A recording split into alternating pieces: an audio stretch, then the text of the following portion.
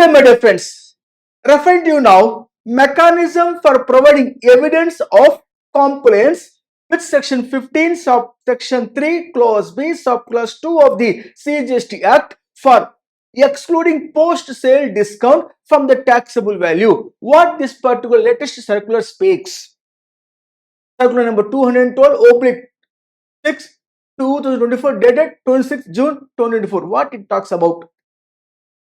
As you are aware of that, when the seller sold the goods by mentioning the invoice, hey Mr. Buyer, if you're going to pay the value of the particular invoice within 30 days, I will give the discount. That means the discount offered by the supplier post sale, after sale, but it is very clearly mentioned in the invoice. And the buyer said, okay sir, I will make the payment within 30 days. Like that, he purchased the goods on credit basis.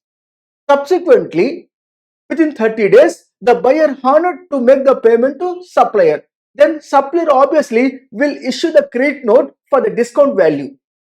And the recipient, namely the buyer, who received the credit note from the supplier, then on the discount value, whatever from the GST, the recipient should reverse the credit.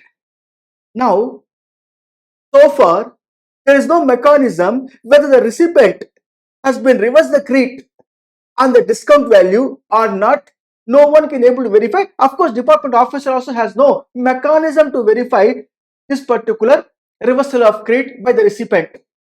Now, this circular says that yes, now we are imposing a mechanism. Hey, Mr. Recipient, if you reverse the credit of that particular discount value, that should be certified by a practice in chartered accountant or a cost accountant, stating that yes, the recipient has been reversed the credit on the discount value which is availed by the recipient, and that certificate should be made available to supplier by the recipient if the value of the tax portion on the discount which is exceeded 5 lakh rupees in a financial year. Otherwise, self-certification is sufficient by the recipient in his letterhead stating that the discount on which the GST I have reversed the credit. Like that, a particular self-certification is given by the recipient to the supplier is sufficient. How to understand this? Furthermore, simplifying presenting by way of diagrammatic presentation like a lollipop manner is as follows, my dear friends, is as follows. Post-sale discount. In the given case, first and foremost, seller sold the goods for rupees 1 lakh by charging the GST 18%, namely 18,000 sold to buyer.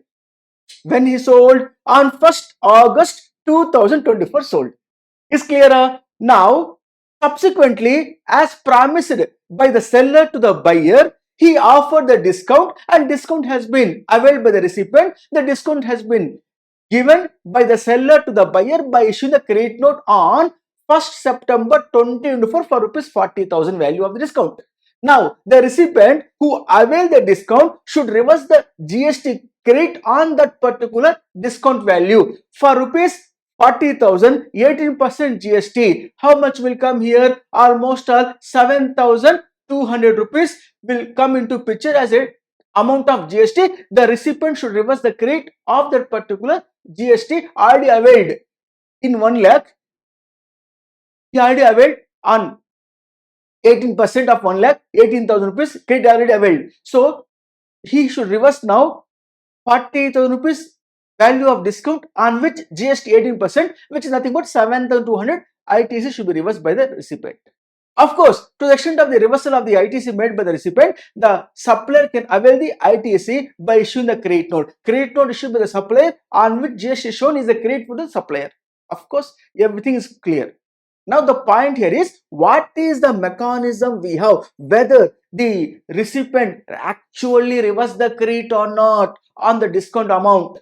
This is now in place with the help of this latest circular stating that, hey Mr. Recipient, you must obtain a certificate from a chartered accountant or cost accountant who is in practice, who also holding UDIN number, namely unique document identification number, and such a person should be certified your reversal of credit. Who should be certified? A CA or CMA who holding UDIN number, unique document identification number. Then by certifying that, you have to obtain the certificate from the CA or CMA and made available to supplier.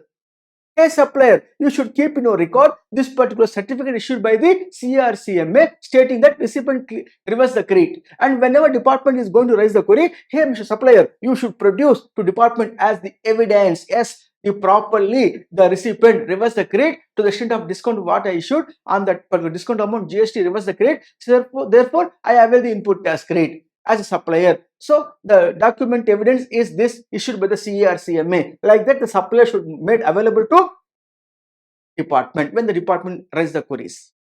However, such a certificate from a chartered accountant or cost accountant not warranted if the tax portion involved in the discount in a financial year not exceed rupees 5 lakhs. In that case, a self-certification issued by the recipient to the supplier in his letterhead stating that I have reversed the input tax credit of the discount value and it is for your confirmation. Like that, the recipient given the self-certification is sufficient to the supplier is the circular of the particular latest one in place today.